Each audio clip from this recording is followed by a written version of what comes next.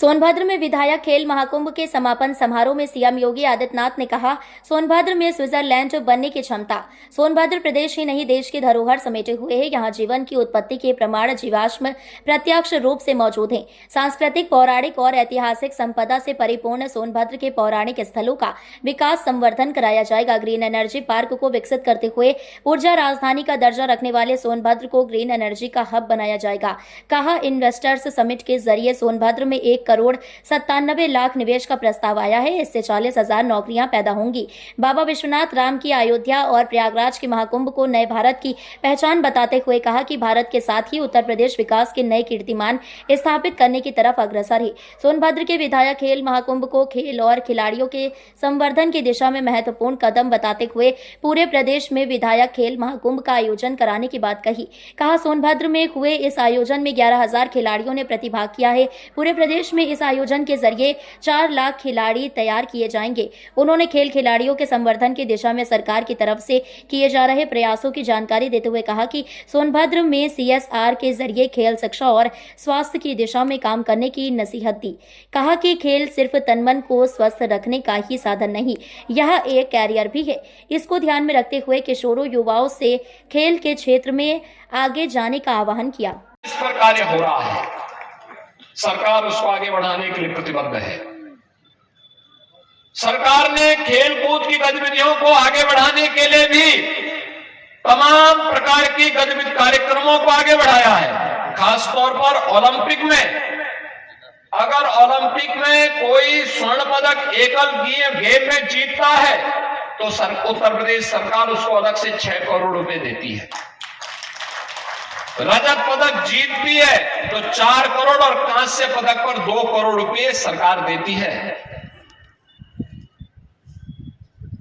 Olympic games में स्वर्ण पदक पर 3 टीम गेम में रजत पदक पर 2 करोड़ और कांस्य पदक पर 1 करोड़ उपलब्ध कराती है। एशियन गेम में यह राशि स्वर्ण पदक पर 3 करोड़, रजत पदक पर 1.5 करोड़ और कांस्य पदक पर 75 लाख रुपए और कॉमनवेल्थ गेम्स में स्वर्ण पदक पर 1.5 करोड़, रजत पदक पर 75 लाख और कांस्य पदक पर 50 लाख रुपए की सहायता सरकार उपलब्ध करवाती है।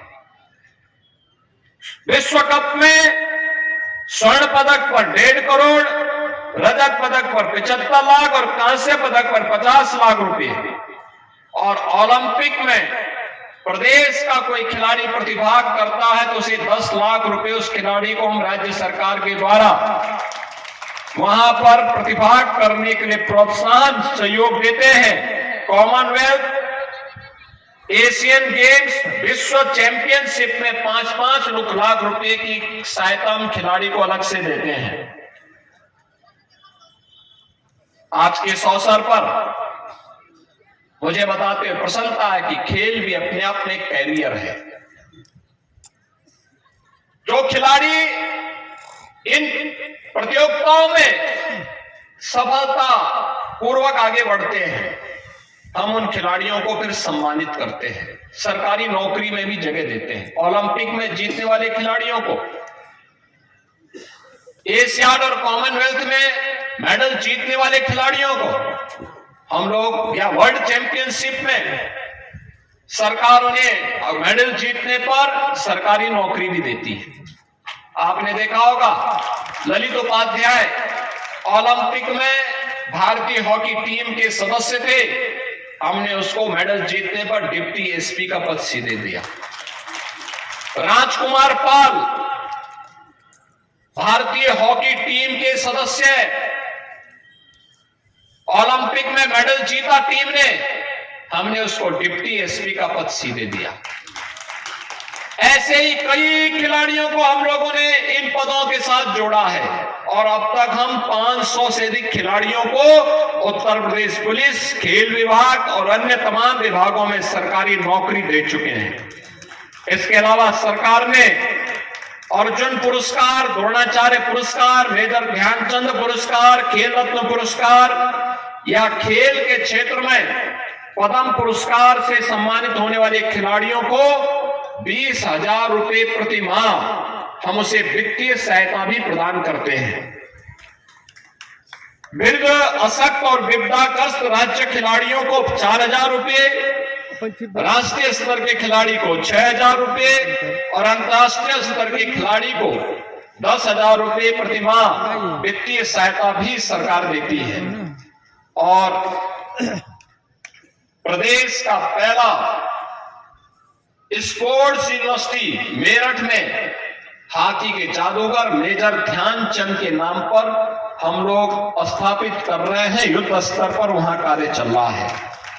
बहनों और भाइयों, मुझे बताते हुए प्रसन्नता है कि सोनभद्र जनपद में हर घर नल योजना में से 3,09,51 घरों को कनेक्शन के सापेक्ष अब तक 2,53,537 घरों को यानी 81% घरों को हम कनेक्शन का कार्य पूरा कर चुके हैं और युद्ध स्तर पर इस कार्यक्रम को आगे बढ़ाया जा रहा है। कनहर सिंचाई परियोजना का निर्माण 3,394 करोड़ रुपए की लागत से कराया जा रहा है और परियोजना के जनपद सोनभद्र के दुग्धी ओबरा के 108 गांवों के लगभग 50,000 से अधिक कृषक परिवारों की 35,000 हेक्टेयर से अधिक भूमि को सिंचाई की अतिरिक्त सुविधा भी इससे प्राप्त होगी। और मुझे यह भी बताते हुए प्रसन्नता है कि जब मैं पिछली बार आया था, यहां पर संजीव गौड़ और यहां के हमारे जनप्रतिनिधियों ने कहा था कि वनाधिकार अधिनियम के अंतर्गत अनुसूचित जाति जनजाति के निवासियों को यहां पर पट्टा वितरण की कार्रवाई को और खतौनी वितरण की कार्रवाई को तो मुझे बताते हुए प्रसन्नता है कि 16,000 से अधिक पट्टों को अब तक यहां पर वितरण करने का कार्य भी संपन्न किया जा चुका है। इसके अलावा सरकार की अन्य तमाम योजनाओं का लाभ यहां उपलब्ध करवाया जा रहा है, चाहे वह किसान दुर्घटना बीमा योजना हो, किसान क्रेडिट कार्ड हो, किसान सम्मान निधि हो या फिर अन्य तमाम प्रकार की योजनाओं के बीच धरती आबा जनजातीय ग्राम उत्कर्ष अभियान, प्रधानमंत्री जनजातीय उन्नत ग्राम अभियान के अंतर्गत भी जनजातीय बाहुल्य गांवों को विभिन्न आधारभूत सुविधाओं से संतृप्त करने का काम किया जा रहा है। और मुझे तो प्रसन्नता है कि अकेले सोनभद्र जनपद की 176 गांवों को इसके लिए चयन किया गया है और इसमें अनुसूचित जनजाति के छात्र छात्राओं के लिए पीपरखाड़ कोन में एकलव्य मॉडल आवासीय विद्यालय का निर्माण भी कराया गया है और अन्य ब्लॉकों को भी इसके लिए चयन की प्रक्रिया के साथ जोड़ने का काम चल रहा है। बहनों और भाइयों, मुझे प्रसन्नता है कि अब सोनभद्र तेजी के साथ विकास की प्रक्रिया के साथ जुड़ रहा है। यहां पर ग्लोबल इन्वेस्टर समिट में भी काफी बड़े पैमाने पर लोगों ने यहां पर रोजगार की यहां पे 1,97,000 करोड़ रुपए के निवेश यहां के लिए अकेले यानी 1,97,000 करोड़ रुपए के निवेश के प्रस्ताव सोनभद्र जनपद के लिए आए हैं। अगर ये सभी इंप्लीमेंट हो गए तो मान के चलिए कि 40,000 नौजवानों को नौकरी मिलेगी इससे। ये सभी कार्यक्रम यहां पर आगे बढ़ाने के काम हो रहे हैं। सरकार के द्वारा तमाम अन्य उपयोगी कार्यक्रम यहां पर आगे बढ़ाए गए हैं। मुझे विश्वास है कि सरकार जिस मंशा के साथ इन कार्यक्रमों को आगे बढ़ाने का कार्य कर रही है, वह सोनभद्र को ऊर्जा के साथ साथ सर्वांगीण विकास के मार्ग पर आगे बढ़ा करके न केवल यहां के सर्वांगीण विकास का बल्कि अनुसूचित जाति और हमारे जनजातीय समुदायों को विकास और सर्वांगीण विकास की मुख्य धारा के साथ जोड़ने में जनपद सफल होगा। आज का एक कार्यक्रम विधायक खेलकूद प्रतियोगिता का एक कार्यक्रम, मैं चाहूंगा कि अन्य विधानसभाओं में भी इसी प्रकार के कार्यक्रम ब्लॉक न्याय पंचायत ब्लॉक और फिर विधानसभा स्तर पर करके फिर इनमें से जिले स्तर पर भी एक कार्यक्रम होने चाहिए और उनका सम्मान जिले का महोत्सव जब हो उस महोत्सव में उनका किया जाना चाहिए। हर तबके का होना चाहिए।